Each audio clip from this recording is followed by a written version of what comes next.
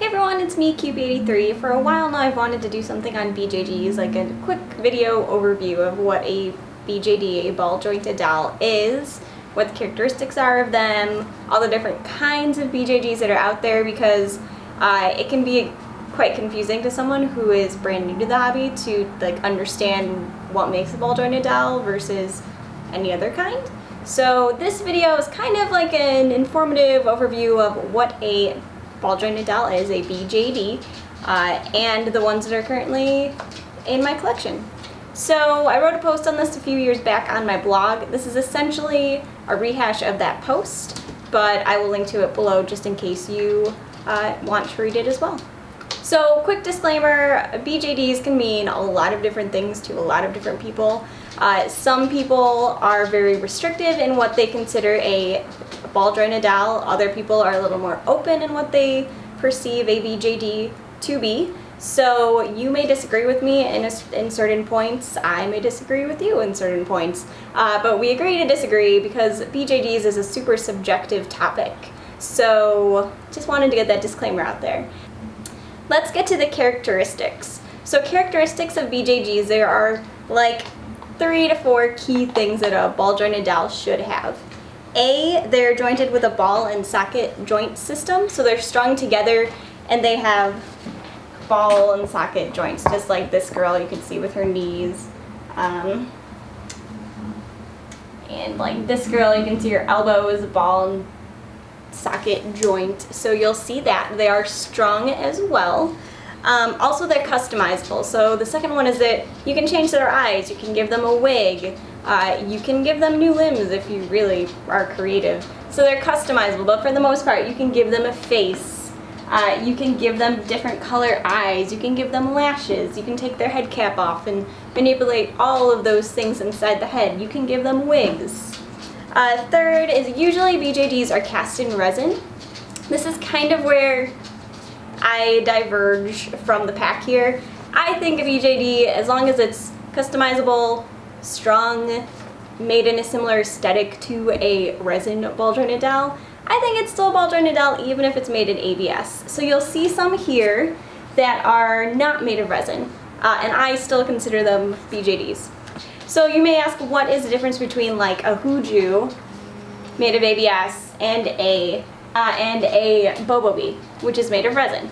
So essentially, obviously it's different materials. ABS is a plastic of sorts, resin is resin, but also price-wise, ABS is a whole lot cheaper than resin. So if you're looking for affordable things to collect that are BJDs, or in my opinion are BJDs, then ABS is a good method to go.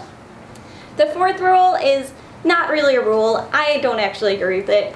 Some groups out there, specifically some forums out there, think that BJDs have to have an Asian aesthetic to them.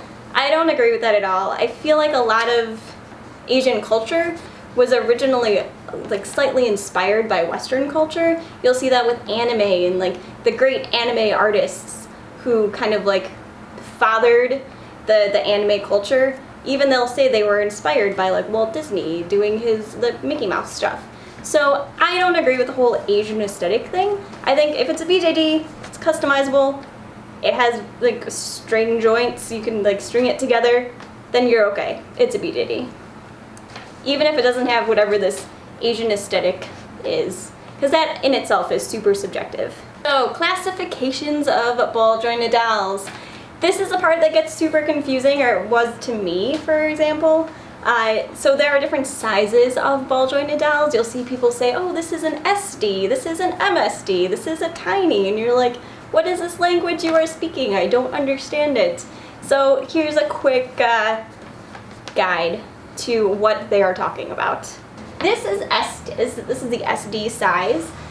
Essentially all these terms relate to size. So this is a My Ballerina doll. She's not technically a BJD, but she has that aesthetic to her. She's not strung, which is why I don't categorize her as a BJD. But she's the same size as an SD ball jointed doll. So SD dolls are roughly 60 to 70 centimeters tall. They're considered 1/3 scale dolls. And SD, for those who care to know, stands for Super Dollfie. So when Volks started this like big trend when they made their first ball jointed doll, they called it a super dollfie. And then generically in the hobby, people started referring to any doll of this size as SD. So it helps with buying clothing and wigs and that sort of thing. So we have MSD right here. So we have a doll in mind, Fantasia, Bobo Bee, Pixie, possibly, Huju Action Doll, and a Lux Aru. These are all MSD size dolls. They're also referred to as 1/4 scale. MSD dolls are usually around 40 centimeters tall. Again, MSD is a generic, it's a Volks term that is now used generically. So Volks called their dolls of this size mini super dollfie, and now that just pretty much stands for any doll within this size category. MSD dolls, I quite like the size. SD dolls can be a little big, so if you don't have space and you want to collect a lot of BJDs, you may want to consider MSD as your key size, but it's all up to you. Tinies have the most variety in their sizing, so tinies can be 27 centimeters tall or smaller, some are slightly bigger. As long as they're not close to the MSD size, it's pretty much considered a tiny. So they're 1/6 scale. We have some tinies here. So we have some Hujus, we have a Huju Wings, we have a Huju, we have a Bobo Bee, March, we have a Resin Soul Bay, we have another Huju, we have a YOSD girl over there. All these guys are tiny, so you'll see there's a drastic change in height between, for example, this tiny versus this tiny. So also there's anthro. You may hear that term tossed around. These are all anthros along with the 3 tiny ones over there.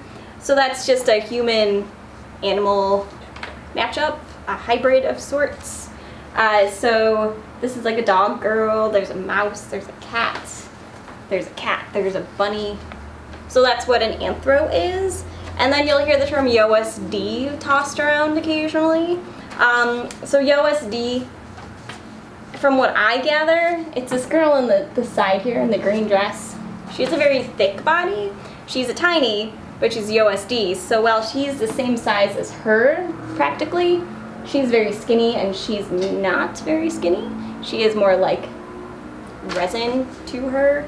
Her body is thicker, so that's a YOSD. From what I gather, just it's like a tiny with a thicker body. So, as you can see from this table right here, there's a whole lot of choices that you can choose from when you're choosing your first BJD. My first ball jointed doll was this one right here, the Bobo Bee March, which I got from the Junkie Spot. And I just really liked her because she had elf ears.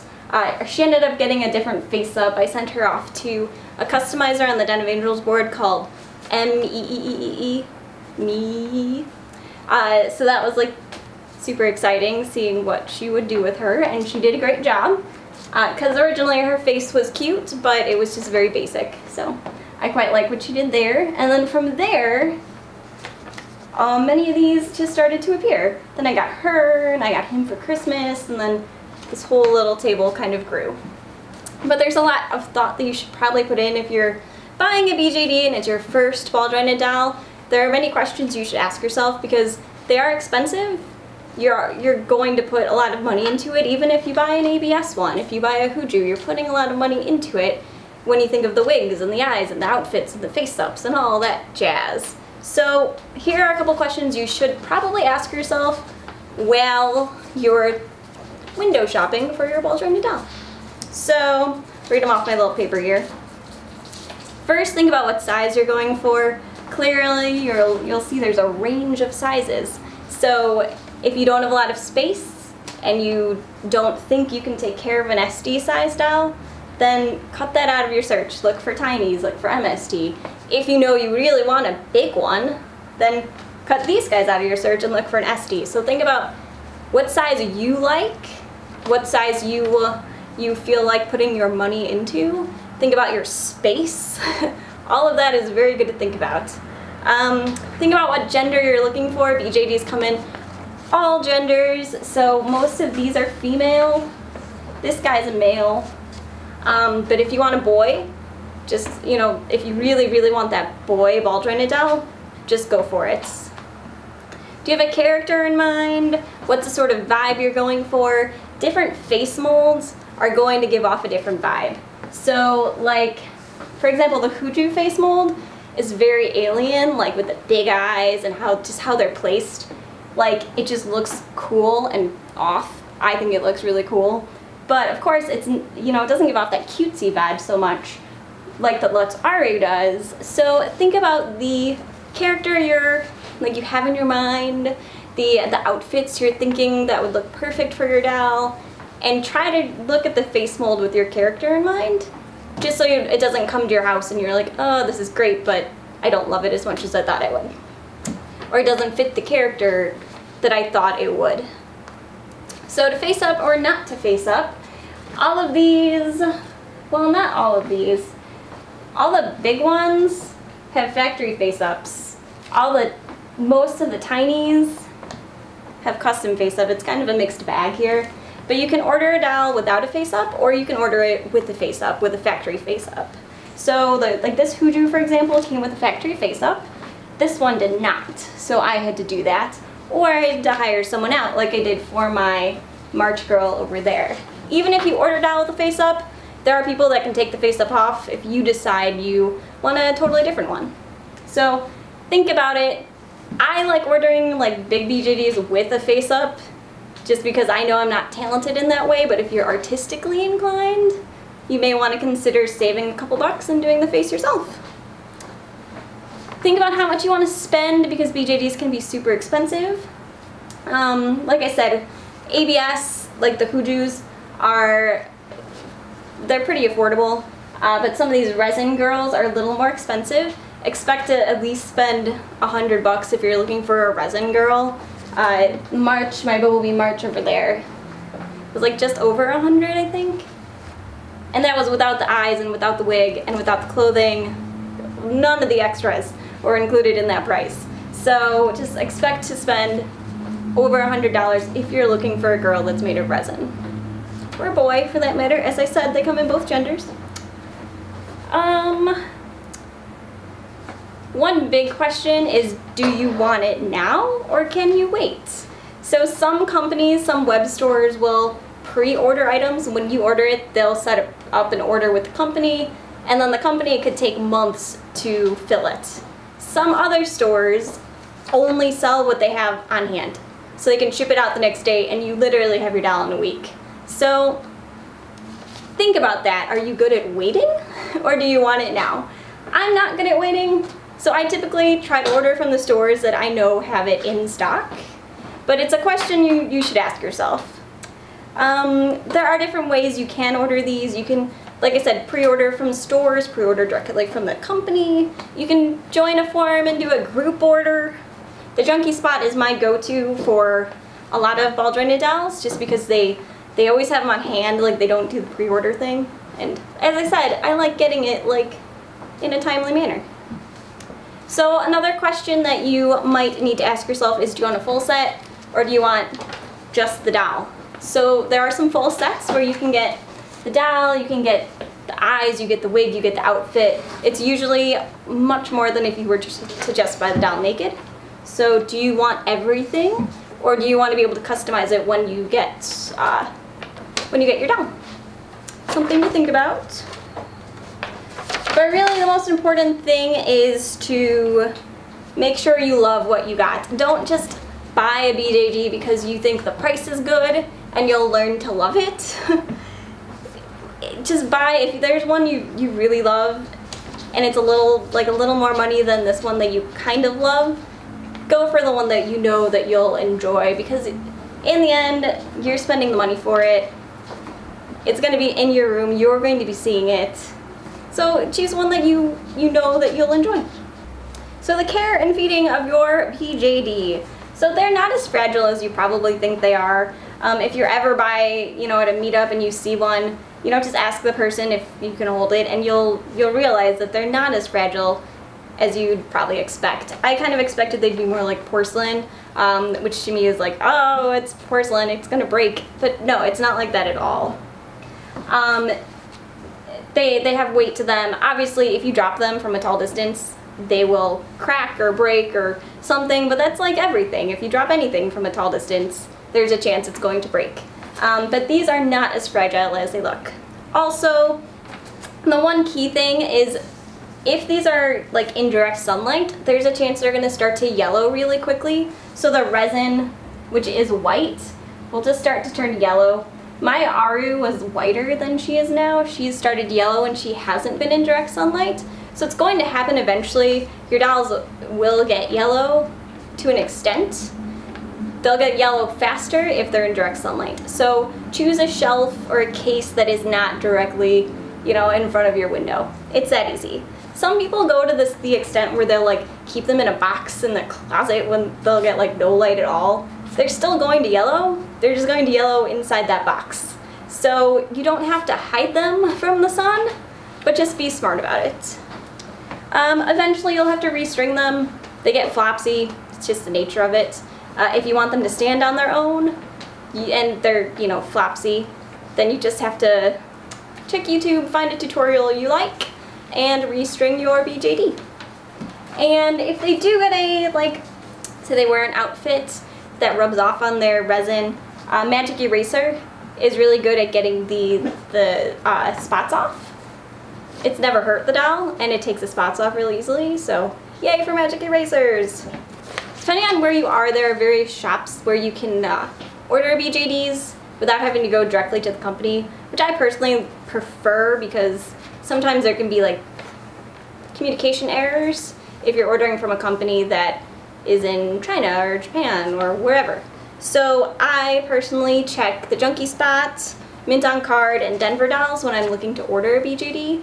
Of course, there's other sites, AliExpress, what was the other one I was thinking of? eBay.